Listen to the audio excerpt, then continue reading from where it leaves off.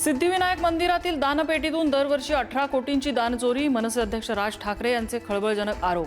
विश्वस्तांच्या पत्रात चोरीचा उल्लेख नसल्याचा सिद्धिविनायक न्यासाचे अध्यक्ष सदा सरवणकर यांची माहिती.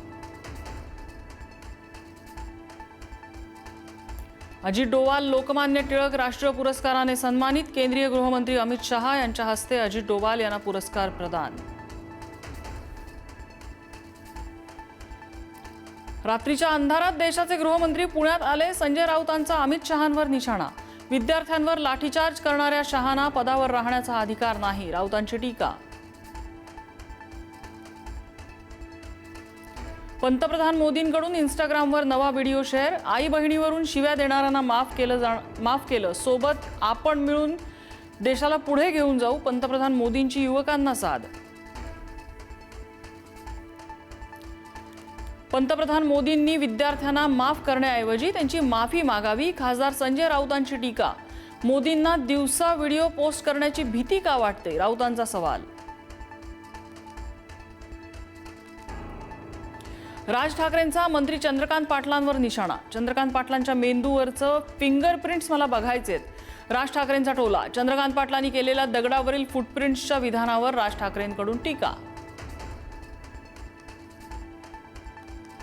मुंबईला पाणी पुरवठा करणाऱ्या धरणात 88.49% पाणीसाठा. 7 दिवसात धरणात 12 लाख दशलक्ष लिटर पाणी.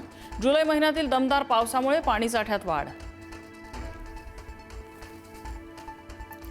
डॉक्टर्सना मारहाण करणाऱ्या नगरसेवक रमेश म्हात्रेला हायकोर्टाचा पुन्हा दणका. जामिनावरील स्थगिती उठवण्यास नकार. म्हात्रेचा जेलमधला मुक्काम वाढला. 6 ऑगस्टला पुढील सुनावणी. हॉटेल व्यावसायिकांना मोठा दिलासा. व्यावसायिक सिलेंडरच्या दरात 200 रुपयांची कपात. नवीन दर आजपासून तात्काळ लागू. तर घरगुती सिलेंडरचे दर मात्र जैसे थे. ग्लासगो राष्ट्रकुल स्पर्धेत भारताच्या भालाफेकपटूंची दमदार कामगिरी. भारताचा स्टार भालाफेकपटू नीरज चोप्राला रौप्य पदक. यशवीर सिंगने अखेरच्या प्रयत्नात शानदार कामगिरी करत पटकावलं कांस्य पदक.